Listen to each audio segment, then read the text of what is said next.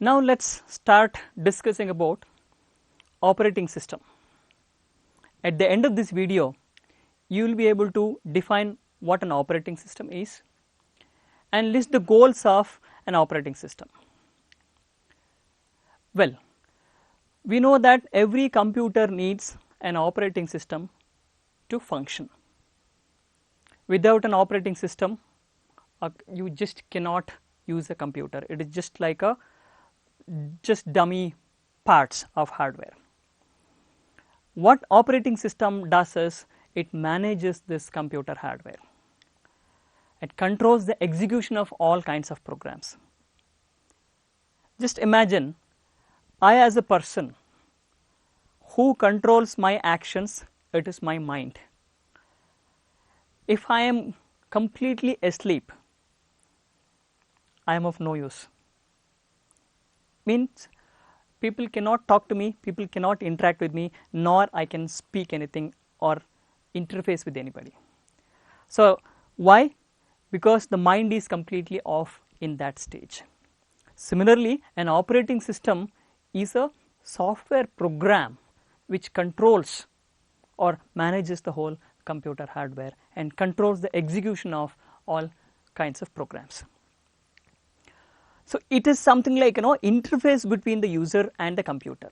It provides some kind of an interaction or some kind of a logical interface with the user who uses the computer, and user to the computer, computer to the user. The operating system helps in building this kind of a relationship. So as an operating system, what all things at a very high level, let's see what all things it does. It recognizes the input. We have discussed, now we have different kinds of input devices. Yes, input devices do give this input data, but who recognizes it and who gives it this data to the CPU or this central processing unit? It sends the output, CPU gives out the output, and it has to be sent. Some overall governing body should be there to look after all these activities. It sends the output, helps send the output to the output devices from the CPU. It tracks files. You know what's a file is? What a file? If I want to store the information permanently on a secondary device, secondary storage, I need to store it as files. So it keeps track of files, creation, deletion, and monitoring and all those things. At an overall perspective, it helps control the I/O devices that are connected to a computer. So at a very high level view, as you can see, I as a user, or maybe there may be multiple users who might be using a computer. So they interact with the computer with the help of a software. Remember, as a user, I will be interacting with the computer with the help of a software. Software, as we know, can be of a system software or an application software. As a user, I can access a system software maybe for some utility purpose, and most importantly or most commonly, I use application software to do whatever the activity that I need.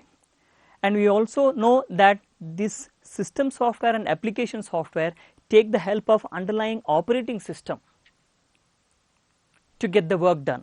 What does this operating system do? It interacts with the hardware. When I say hardware, what are these? It may be CPU, it may be the memory or the I/O devices. Just take an example of you going to a restaurant. You as a customer, you enter into a restaurant. All of us know we cannot directly go to the kitchen and start accessing and start cooking for ourselves. That certainly is ruled out. You will not be allowed, first of all, inside that. Let's take a normal scenario. As a customer, you enter into the restaurant. A waiter will come to you, ask, sir, what do you need? So you give an order. He in turn goes there. Do you think he himself prepares the items? Probably not. He gives no instruction to an order taker here, there, and an order taker in turn informs to the chef, who in turn interacts with the devices or the utensils and different things that are there, who prepares the item for you and gives out, and that's how you get the information. Just like as an end user, we use application software, system software, who in turn use the operating system to get the work done with the help of these different set of hardware. So that's overall function or no overall responsibility of an operating system. Hence, without an operating system, a computer is of no use. As an operating system, it has its own goals.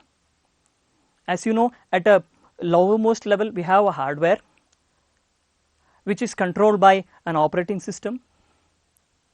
Operating system caters to the needs of application programs which are used by various users. So, to list the goals of an operating system, it has to provide an environment in which users may execute their own instructions, which is a primary function also of an operating system. See what happens when the operating system comes into running, in the sense that when you switch on the computer, the operating system gets loaded onto the memory, the main memory, and CPU starts executing it. At its operating system, as I mentioned, it's nothing but another program, a set of programs. It runs in an infinite loop, each time taking instruction from the users and executing them, right? And this loop continues till when? Till the user terminates the loop when the computer is shut down, right? So, that is about the overall goals of an operating system. If you again let me list the goals of an operating system.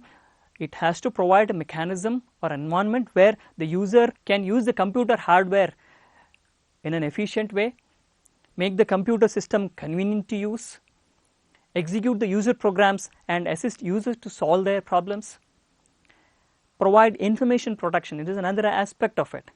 If I store some information, and the operating system has to take care that somebody else should not be able to access that directly or steal that information unless I give a proper permission to that person, and give each user a share of resources. To summarize the discussion, what are the points that we discussed in this video?